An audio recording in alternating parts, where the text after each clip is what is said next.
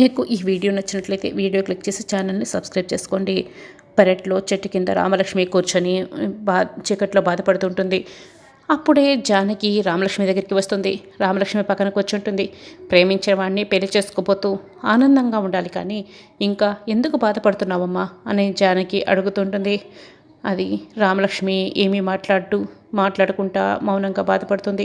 నీ పెళ్లి సమయంలో ఈ తల్లి లేకుండా ఉంటుందనే కదా నువ్వు బాధపడుతున్నది అని జానకి అంటే, రామలక్ష్మి అయితే ఏమీ మాట్లాడుతూ మౌనంగా ఉంటుంది. పోనీ నువ్వు బాధపడుతున్నది పెళ్లి గురించా అని షాక్ అయి అడుగుతూ ఉంటుంది. అప్పుడే శౌర్య ఫోన్ కాల్ లిఫ్ట్ చేస్తాడు.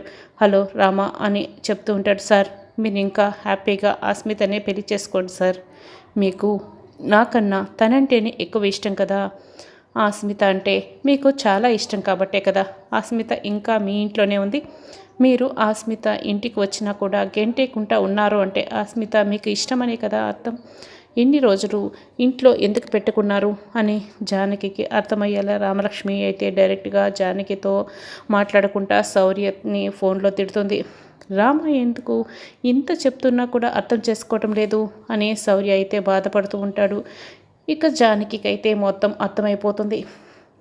వెంటనే గదిలో ఉన్న సీను ఆద్యాల దగ్గరికి వస్తుంది.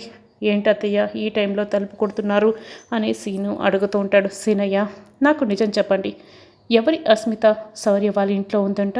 రామ ఫోన్లో మాట్లాడుతుంటే నాకు అర్థమైంది అని అడుగుతుంటే, శూర్పణఖకి చెల్లి లాంటిది అత్తయ్య అని సీను అంటాడు. శౌర్యని చెడ్డోడ్లా చూపిస్తూ రామలక్ష్మిని నమ్మించింది, ఇద్దరి మధ్య దూరం పెంచేసింది అని ఆద్య మొత్తం చెప్తుంది. నేనే ఆద్యతో పాటు వెళ్ళి ఆస్మిత సంగతి ఏంటో తెలుస్తాను, ఆ సంగతి ఏంటో కనుక్కొని వస్తాను, పదాద్య వెళ్దాం అని జానకి చెప్తుంది.